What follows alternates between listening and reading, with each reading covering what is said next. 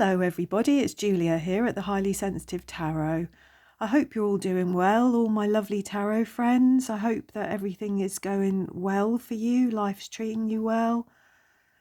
I'm pretty good actually for me, other than the weather. The weather is grim. It's been grim for a while. We haven't had a very cold winter. We had a couple of weeks of a little bit of snow and frosts and things, but on the whole, it's been mild, but it has just rained and rained and rained. We've had a lot of strong winds and a lot of rain. I live on the Norfolk Broads. I'm only a couple of minutes walk to the river, and it's just flooded everywhere. The marshland is flooded. Everywhere is flooded all around me. I can't remember it being this bad for years, although it does happen. It definitely does happen.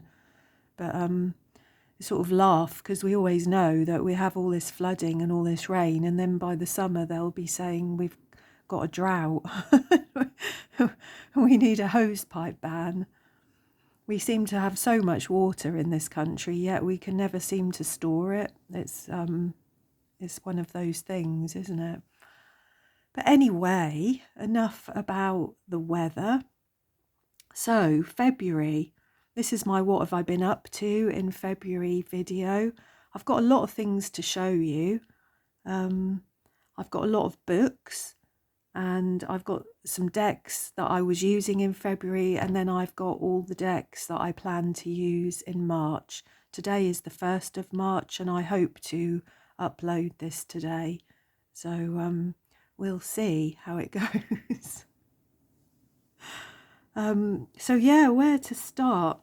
So I was just looking through my grimoire, my journal, and the card that I pulled in my year ahead reading at the new year, the card for February is the Death card. And you know, obviously when I pulled that, I was a bit sort of, well, you know, I wonder what that's going to be about. But it has really manifested itself truly in my life as a transformational time. You know, the Death card can mean all kinds of things, can't it? But, you know, for me, 99% of the time, it's a transformational card. It's a card of endings and beginnings and cycles. It always makes me beg the question, really, or a question like, do we really get to the roots of our problems? Or do we sort of cope and then just cut the tops off them for them to regrow and return? Do you know what I mean? I've done that with things on and off throughout my life where, you know, something starts to become a problem and you might pay a little bit of lip service, but in the end you just sort of cope and carry on and think that it'll go away, but it doesn't. It regrows. Just like in this card really here, just this, you can see the growth of this transformational energy. And so I'd asked myself that question quite seriously this month, was I coping, or have I actually really dealt with some issues? And you know, I think that I have. Last year, I did so much shadow work. It was endless. Everything that was coming up for me in my life was triggering, and it was causing me to be introspective. And, you know, I journaled a lot. I did an awful lot of inner child work, a lot of work last year. And I think I can honestly say that this year I'm feeling a lot better. So this Death card really, for the things that have happened this month, which I don't really want to get into on the channel, but there've been positive changes, things for the better, things where I've realised that I actually have properly dealt with some things and that I am ready for change. I am ready for things, for new things. And I wrote in my journal to try not to resist change and new situations, and to leave the past behind, you know, to allow my experiences to be my teacher and to guide me forward.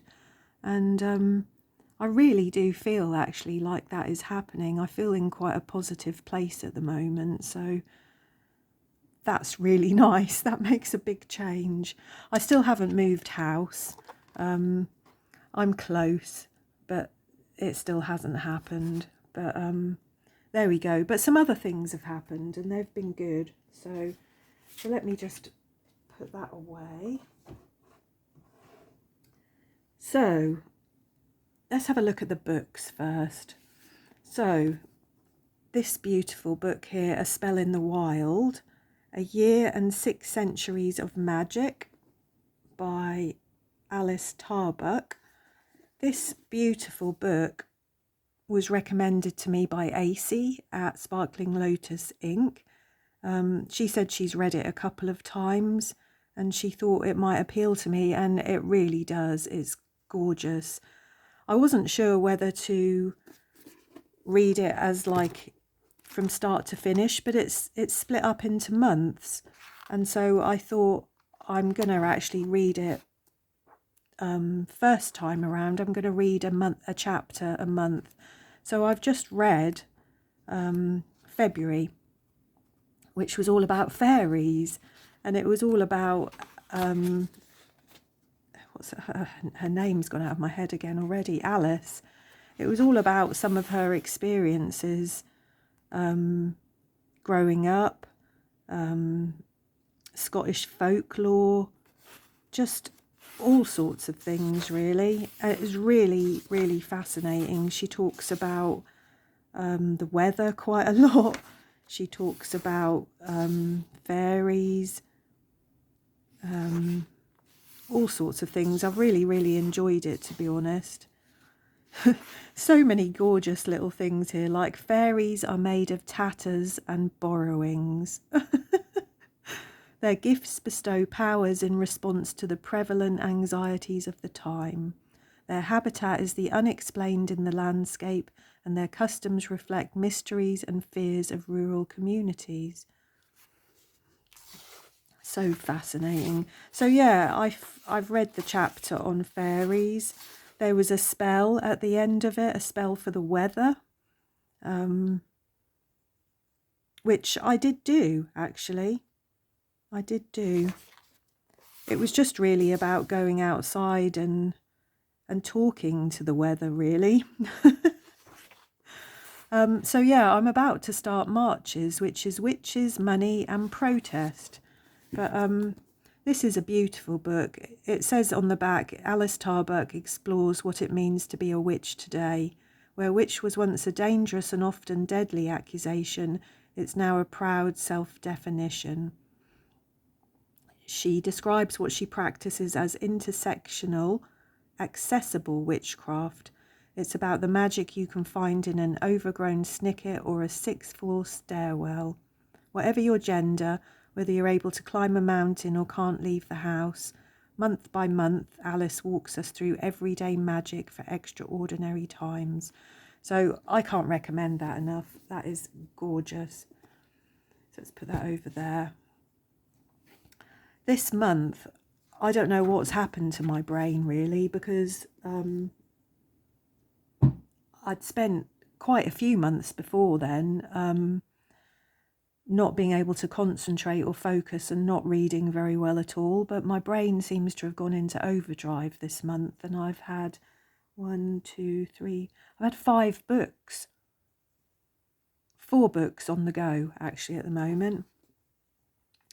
The other book that I'm reading, and I'm reading this from start to finish, this one, is Ronald Hutton, The Witch. This is amazing, like all of Ronald Hutton's books.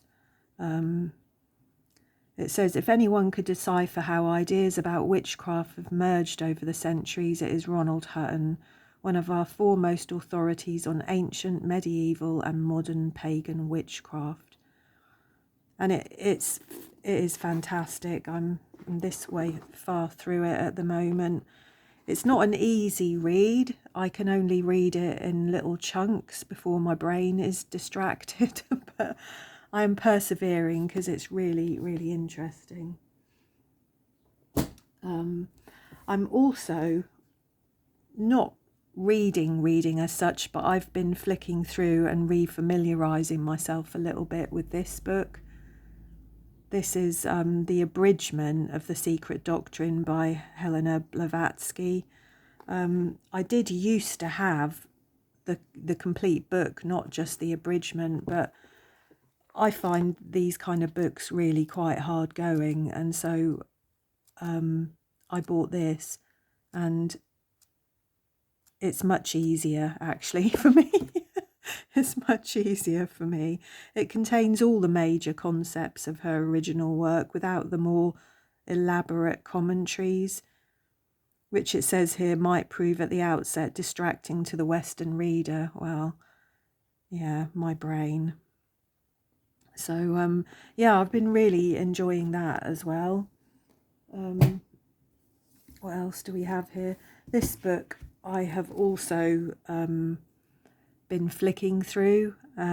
It's The Convoluted Universe, Book 1 by Dolores Cannon. I've had this book for many, many years, and excuse me, hang on. Sorry about that. My cat wanted to come in, as he always does. Even though he's got his own cat flap, it's not good enough, is it? He's got to have mummy to open the back door as well. So, yeah, I am a big, big fan of Dolores Cannon's work, and this is the sequel to The Custodians, which, and that was the first of 11 books that she wrote on this subject. And The Custodians was about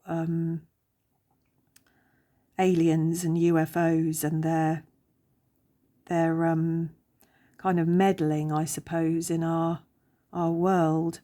And this one just examines all the subjects that I'm just completely fascinated with. It's got a list here: the God source, unconscious knowledge of dimensional travel, parallel universes, lifetimes, past and future lives, Easter Island, Loch Ness, the pyramids, Nazca lines, the characteristics of other planets and dimensions, group souls and energy beings, splinters and fragments of souls, and the illusion of time.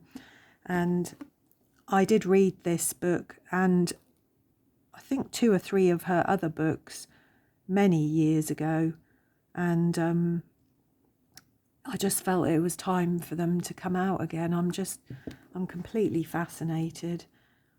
A lot of this in here is channeled. She's just an amazing, amazing woman, Dolores Cannon. So yeah, there's that book. And then a book that was also, and do you know, I cannot remember where I saw this, whose channel it was. If you're watching and you had this on your channel recently, you'll know. But I can't. Oh, I'm sorry, I can't remember who it is, but I knew it would be for me.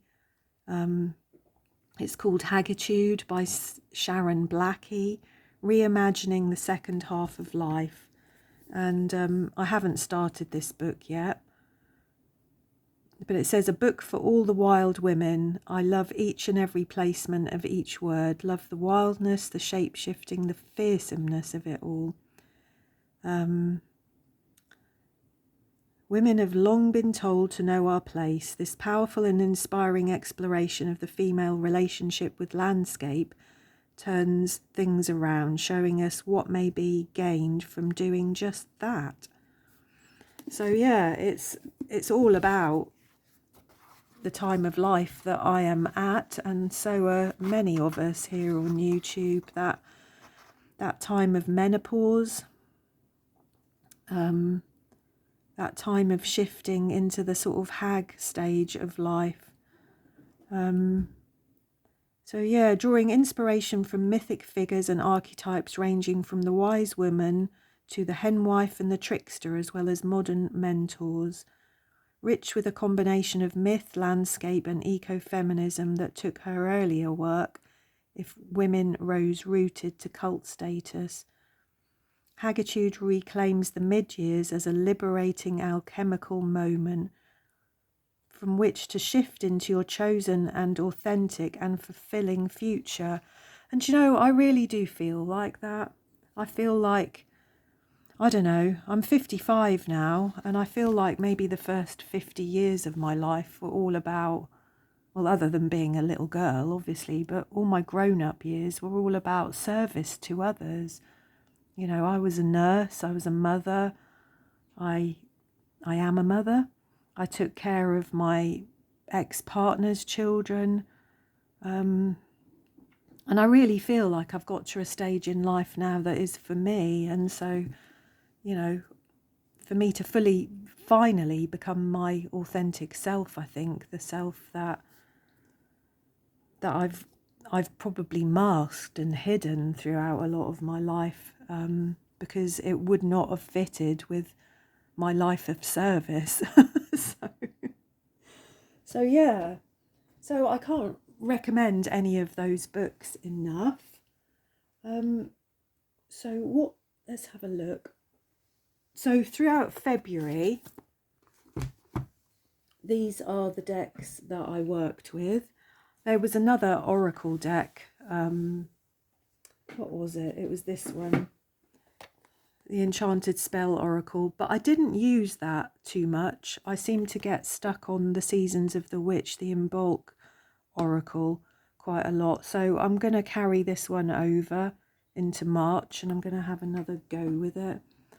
But these were so interesting to me. These two are the first sort of real historical type decks that I've had in my collection. Most of my decks are quite contemporary, and yeah, it was fascinating. Like I said, I'm not feeling shadow worky at all. It's been more a time of study. You know, I've been interested in reading the books of these, and you know, really getting to know them. This one is the art edition of the Serpent and Peacock, and let's get it out. And I have to say, I absolutely love it.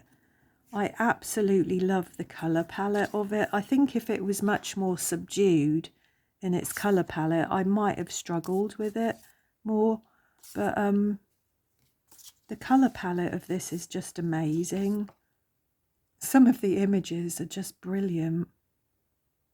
They remind me quite a lot of my Hieronymus Bosch tarot deck. I love all these weird medieval sort of cryptid type people. I just have found it really fascinating, and the book that comes with it is amazing. I've had some really interesting and positive readings, some really accurate readings with it actually, when I've asked about other people. On the other hand, well, it has actually paired really well with this deck also, the Seasons of the Witch. It seemed to go really, really well with that. But on the other hand, the Golden Tarot, which aesthetically I find quite pleasing. I like it. I'm glad I bought it. I'm glad I have it. But it has not read well for me at all. It's like, how do I describe it? Oh, see, I've got all the cards mixed around. How have I done that? There we go. It's like this is warm and this is cold. Every time I've asked the Serpent and Peacock a question, it's answered what I felt was accurately and with humour and with warmth. It's made me smile. This deck, the Golden Tarot, on the other hand, which in many ways is just as beautiful to look at, not as colourful, obviously, not as bright and vivid as the Serpent and Peacock, but just you know, just as interesting to look at as the Serpent and Peacock in many ways. But I've just found it, I found it cold. I found that it doesn't make me smile. I don't necessarily want to pick it up and read with it, even though I can. You know, it is an intuitive deck. And I mean, some of the cards are beautiful, aren't they? Look at the Queen of Wands here. She's stunning. But I found it cold. I think that's the only word for it, isn't it? It's like one day when I was feeling in a really, really happy and positive mood, I pulled 3 cards from this deck, and I think I got something like the 8 of Swords, the 5 of Swords, and the 2 of Swords. And I just sat there looking at them, just thinking, what? You know, why? Why do I deserve the 8 of Swords and the 5 of Swords today? It didn't reflect how I was feeling. It didn't reflect the question. It had me questioning myself, you know, examining myself, trying to work out whether I did have any of these horrible sword energies going on, because, you know, the 8 of Swords is obviously a very difficult card. Well, they all are, but the 2 of Swords, particularly for me, usually means that I'm procrastinating a lot, you know, that I'm stuck. And I don't feel stuck in the slightest, so I don't know. I think that's all I can sort of... Look at these, look, Judgment and the Devil. They're amazing, aren't they? See, to look at, both of these decks are both visually, aesthetically pleasing in their own way. But I feel that this one is warm and this one is cold. And I think that's all I can really explain about it. I don't know how to explain it any more than that. But that is what I've discovered from these 2 decks this month. So I can see myself reading with this deck quite a lot, actually, but I'm not so sure about the Golden Tarot. I'm just not sure how it will fit into my practice, what I will do with it, which is a big shame, because it is a beautiful deck, and it's a really interesting deck. You know, the guidebook, this chunky little guidebook has got some good information in it, and I really like that you get the sources at the back for all of the paintings. You know, that really does appeal to me. So it's not going anywhere, but warm, cold. That's about all I've discovered, really. So let's get that in there properly. So for March, I was going to get out all of my floral and tree and botanical nature-based type decks for March, but I've decided I've got so many, particularly oracle decks. I have really got so many that I think they're going to be April, May. I'm going to take 2 months with them all and really work through them all. And cause that's what I'm going to try and do this year, is to have, because normally I would only have 1 or 2 decks each month, but I think I'm going to have several each month, because I'm trying to get through my decks and really work out what works for me and what doesn't. So I've decided for March that it's going to be my witchy and more pagan type decks. So these 2 beautiful oracles will form part of that. I think I have shown them to you before. This is the Enchanted Spell Oracle by Rockpool Priestess Moon. And this is a really, really nice little tarot deck, oracle deck. I really do like this, and it matched really well with the serpent and peacock. I think the colour palette, everything about it. So yeah, I'm going to have another go with this because I didn't use it quite as much as I hoped that I would. It's got a really, really nice guidebook that you learn about the tree on the card, the symbolism of the card, the divination of the card, and then you get a charm or a spell for each of the cards. So I think that will work really well for March for me. So there's that one. The Earthly Souls and Spirits Moon Oracle by Terry Floss. I think I only bought that this year. That may have been around January time, so I've not really had much of a chance to work with it, and it is beautiful. It is just beautiful. It's very, very gentle. I think I'm going to really enjoy this. The guidebook is amazing, and again, it has lots of little, I think there's little rituals, little spells. There's an intention. Yeah, some of the cards I think have a spell. Some of them you just get sort of an interpretation and an intention. But there's all sorts of bits and pieces in here. I know there's a moon. I'm flicking through, aren't I? Card insights. Yeah, there's a moon ritual in there. There's quite a few things, but I'm sure you're all familiar with these cards anyway. They are truly gorgeous, mass market, not expensive cards, just lovely. So there's those two. And then what else have I got here? Yeah, and then I've got one other oracle, and then I've got 1, 2, 3, 4, 5, and I've got 7 tarot decks. So 3 oracles and 7 tarot decks. Sorry, I'm banging the camera, aren't I? So this one is the Witch's Oracle by Sally Morningstar, and I love this. I really, really do.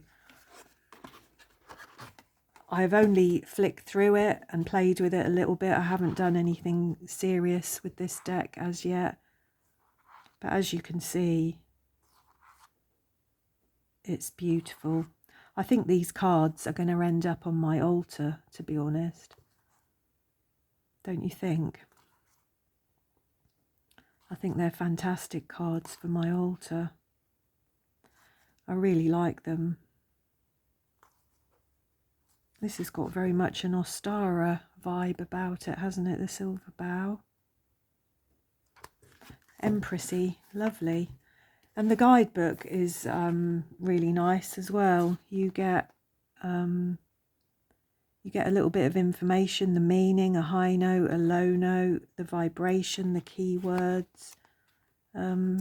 It's just enough, really. It doesn't overwhelm you with information. And you get a bit about the wheel of the year at the beginning, the solstices, herbs, trees, a little spell. Like for Ostara, which we've got coming up, we've got herbs, tells you a bit about the spring equinox, Easter. There's a dream seed ceremony here involving casting a magic circle to Ostara. Yeah, I think I shall really enjoy using this deck a lot. It's got a really nice earthy vibe about it, hasn't it? So yeah, they're the 3 oracles that I'm going to use. And then I've got 7 decks. And these are in bags only because I'm not a fan of bags. I know everybody loves bags, but there's a lot of fabrics I'm not very good at touching. So I've got these little foil bags just to keep the cards safe while they're being stored in a box. ready for when I move. But normally they'd be sat on a shelf. Do you know, my cat has gone out the front door and come round the back again, and he's sitting there mipping at me, expecting me to let him in again. He's so funny. So yeah, this is the Everyday Witch tarot, which I edged in this beautiful colour. Do you know, this was bought for me last year sometime, and I've not really used it, and I don't really know why. It's a very easy reader. It's very cute. I don't know why. Maybe it was just too cute for me last year, because like I said, last year I was very much into my shadow work and deep dives with things, and this year I'm not feeling that at all. So yeah, I'm gonna try and work a little bit with the Everyday Witch and see how it feels. I've got a pile of cards of decks that I am going to rehome, and I think what I'm doing this year is going through my collection really just to see what actually does work for me and what doesn't. So this deck here is the Book of Shadows, either volume 1 or volume 2. Let's have a look. I can't honestly remember. I think it's the As Above, isn't it? Which must be book 1, I guess. Yeah, I think so. There's an As Above and So Below, a volume 1 and 2 with this Book of Shadows tarot by Barbara Moore. I don't have the books anymore, and often I will use the So Below, which is much more of a everyday tarot deck that focuses on, it's quite contemporary and it focuses on our day-to-day life. This one is very, very pagan. As you can see, we've got spell casting there for card number 8, Letha for card number 19, initiation for card 20, got the World. You can see it's a very, very pagan-y deck. It's quite beautiful. And I think the only reason, you know, we've got we have a crone of water there instead of the Queen. Isn't that beautiful? Look, that's gorgeous, isn't it? We've got all sorts of little creatures in here, little gnomes and fairies and all sorts of things. Look at that, look, a cow and a load of little gnomes for the 9 of Pentacles, the 9 of Earth. So yeah, I think we've got a Maiden of Earth there, a Mother of Earth. Oh, so the crone must be like the king. This goes to show I've not really delved into this deck particularly at all, because I was aware that I would have to learn a new system, and you've got to be in the mood for that, I think, haven't you? So we've got there the Summerlands for the Fool, the Elements for the Magician, Wisdom for the High Priestess, the Goddess for the Empress, the God for the Emperor, the Hierophant is the Book of Shadows, and so on. So you can see, thankfully the guidebook is really very good, and I'm sure that I will learn a lot out of this, or re-familiarise myself with a lot of this, because this is all stuff that I learned so many years ago, and have just forgotten over time. It's like if I don't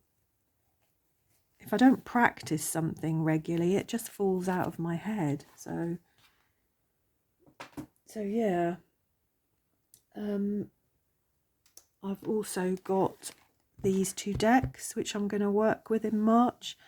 This one, the Spiral Tarot, was a gift from the lovely Emsy at Mystic Emsy for Christmas. And isn't it cute? I love the size of these cards. I must edge them. They're really, really cute.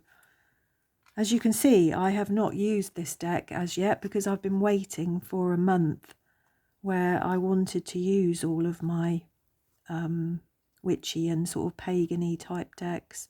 So I'm really, really looking forward to this. It's such a cute little deck that I think I'm going to really, really enjoy. It's fascinating with all the astrology and all the symbols on the cards. I think there'll be a lot to learn and refamiliarize myself with this deck. Yeah. Oh, look, whatever kind of creature is that? It's a little dragon, isn't it? Oh. Yeah, so I'm really looking forward to getting to know that deck, actually. Let's put that away. The Druid craft. Sometimes hard to get these decks in, isn't it, when their little guidebook is in there. Oops. They've all fallen over on the ground. So the Druid craft tarot deck by Philip and Stephanie Carr-Gom, illustrated by Will Worthington. This is by Connections Book Publishing, who I don't think I've heard of before. I absolutely love this deck. I really do. I haven't used it a huge amount, but I've used it enough to know that I love it. And I trimmed it, as you can probably see. I took the big borders off because it does have really big chunky borders. I just left the name at the bottom, and I also edged it in this sort of antique-y gold colour. But I absolutely love this deck, and I am really, really looking forward to getting to know it better, doing some readings with it, and yeah, getting to know it better. It's beautiful, isn't it? So lovely. I really, really do like this deck. It's just full of spirals. I can get quite obsessed with spirals. It's like wherever I see spirals, I can't help but follow. My cat is still mipping out there. I wish you could see him. I don't think I can turn the camera around so that you can, to be honest. But he's still mipping out there, even though all he's got to do is run round the front of the house and come in through his cat flap. But no.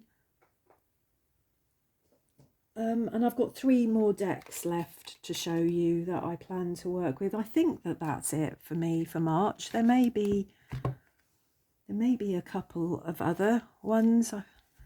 It's hard to see all of my decks because they're in crates, most of them. I've got a few out on the shelf, but most of them are in crates.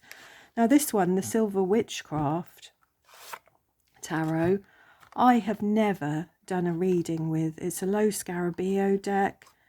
Don't know who it's by. Not easy to see. Oh, Barbara Moore. There we go. Silver Witchcraft Tarot. I've never done a single reading with this deck, and I don't know why. The aesthetic of it really appeals to me. I like the colour palette. I like that it's simple. Whenever I kind of flick through it, it feels like it would be intuitive, that I would be able to read with it easily. I like the colour scheme, the greens of the pentacles and the sort of bluey greys for the swords. And, you know, it's all there. It's quite beautiful in its own way, isn't it? It's very, very simple. It's got a lot of ceremonial witchcraft in it. Maybe that's put me off. I don't know. But I'm really going to have a good try with this deck. because I do find it very beautiful in its own way. It will be interesting to see what kind of messages I get from it, to be honest. So yeah, that's the Silver Witchcraft Tarot. This poor little box is properly battered. Then there's the Barbara Walker Tarot, which I've had a bit of a love-hate relationship with this deck, actually, since I bought it. I find that it's a fantastic deck for shadow work. I've used it to read for other people where they've had problems and difficulties, and it's really spot on, actually. It doesn't pull any punches. It doesn't beat around the bush. It doesn't soften anything. It tells it like it is. It's quite harsh, actually, as a deck. It's not a deck if you were feeling low or depressed or hopeless in any way. But if you really want to get to the root of things, if you really want to get to the truth of things, I think that it's a good deck. It certainly has its place in my collection. You know, some of the keywords are quite difficult. You know, 7 of Pentacles here, it's got the word failure on it. You know, it's not an easy deck by any means. Yeah, just even looking at it now, I can feel that, you know, like the Ace of Swords, doom. I've never thought of the Ace of Swords as being doom. The 10 of Swords, ruin. I mean, look at that image. That's brutal, isn't it? That's like properly harsh. Yeah. So it definitely has its place in my collection, but it's not a deck that is a feel-good deck in the slightest. It's brutal. So yeah, there's that one. And then the last one I've got here is the very, very gorgeously beautiful, if I can get it out. Oh, you've come in, have you? Hello. He finally gave in and came round the front. This is the beautiful Witch's Wisdom, which I started to edge ages ago and got a little bit of the way through and kind of wished that I hadn't, and the pen that I was using started to fade, and I've been left just like, oh, I don't know what to do with it. I'm going to have to try and find another pen that matches this so I can finish it. I mean, the colour that I've done goes nicely with the backs of the cards, but I wish I hadn't started, to be honest, because I love this deck so much. I'm afraid of ruining it. This has really got to be one of my favourite decks ever. It's not a deck that I pull out to just do, you know, any old readings with, because it has its own system, you know. It's not, it doesn't follow a Rider-Waite-Smith system particularly. It does its own thing. And if you use it to read, and it's kind of, the majors are kind of back to front, like we've got the Great Mother here, which should be the Empress really, and that's card number 19. And card number 9 here, which would normally be the Hermit, is Rebirth. So it's a tricky deck to get your head around.